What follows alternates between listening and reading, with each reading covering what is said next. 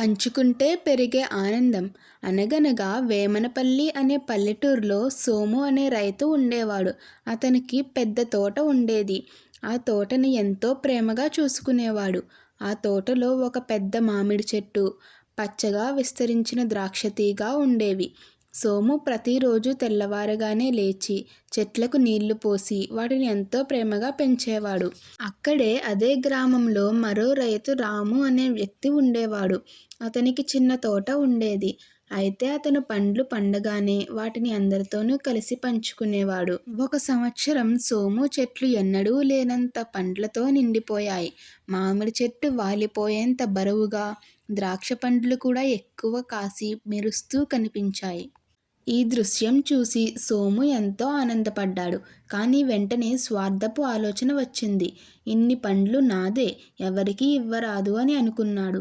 అప్పుడు సోము పండ్లన్నీ కోసి పెద్ద బుట్టలో వేసుకుని లోపల దాచిపెట్టడానికి బయలుదేరాడు. ఇంటి లోపల గదిలో దాచిపెట్టాడు. ఎవరూ చూడకుండా తలుపులు మూసేశాడు. కొన్ని రోజులకి పండ్లన్నీ పాడైపోయాయి. మామిడి పండ్లు నల్లగా మారిపోయి ద్రాక్ష కూడా గుజ్జులా మారిపోయింది.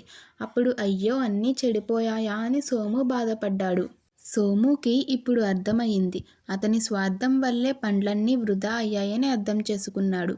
అతను బయటికి వచ్చి చూశాడు. గ్రామంలో రాము ఇంటి వద్ద పిల్లలు, పెద్దవాళ్ళు అందరూ పండ్లు తింటూ నవ్వుతున్నారు. రాము పండ్లు ఎప్పుడూ పంచుతాడు కాబట్టి అతని ఇంటి వద్ద ఎప్పుడూ ఆనందమే ఉండేది. సోము ఆ దృశ్యం చూసి గిల్టీగా ఫీల్ అయ్యాడు. నా దగ్గర ఇన్ని పండ్లు ఉన్నాయి, కానీ సంతోషం లేదు. రాము దగ్గర తక్కువ పండ్లు ఉన్నా సంతోషం మాత్రం ఎక్కువగా ఉంది అని అర్థం చేసుకున్నాడు. సోము సంకోచంతో రాము దగ్గరికి వెళ్ళి ఇలా అన్నాడు. రాము, నేను తప్పు చేశాను. పండ్లన్నీ దాచుకున్నాను, కానీ అవన్నీ పాడైపోయాయి. పంచుకుంటే దగ్గిపోతాయి అనుకున్నాను. కానీ నిజమేంటంటే పంచుకుంటేనే అసలైన ఆనందం వస్తుంది అని అర్థం చేసుకున్నాను అని చెప్పాడు. అప్పుడు రాము చిరునవ్వుతో ఇలా అన్నాడు. సోము, పండ్లను దాచుకోవడానికి కాదు, పంచుకుంటే మనకు ఆనందం రెట్టింపు అవుతుంది. స్వార్థం చేతులను నింపుతుంది, కానీ మనసుని కాదు. అదే పంచుకోవడం చేతులను ఖాళీ చేస్తుందేమో కానీ మనసుని మాత్రం సంతోషంతో నింపుతుంది అని చెప్పాడు. ఈ మాటలు సోము హృదయంలో బాగా పాతుకుపోయాయి. ఇక నుంచి నేను మారాలి రాము. పండ్లు మాత్రమే కాదు, విత్తనాలను కూడా పంచుతాను. అలా అని సోము మంచి విత్తనాలు గ్రామంలో మొత్తం పంచాడు. ఒక సంవత్సరం గడిచింది. గ్రామం పచ్చగా మారింది. కొత్త చెట్లు, కొత్త పండ్లు, కొత్త ఆనందంతో నిండిపోయింది. సోము తోట కూడా రెట్టింపు పండ్లు ఇచ్చింది. ఈసారి సోము పండ్లు పండగానే గ్రామంని మొత్తం పిలిచాడు. రండి, ఇవన్నీ మనందరికీ పంచుకుందాం అని అన్నాడు.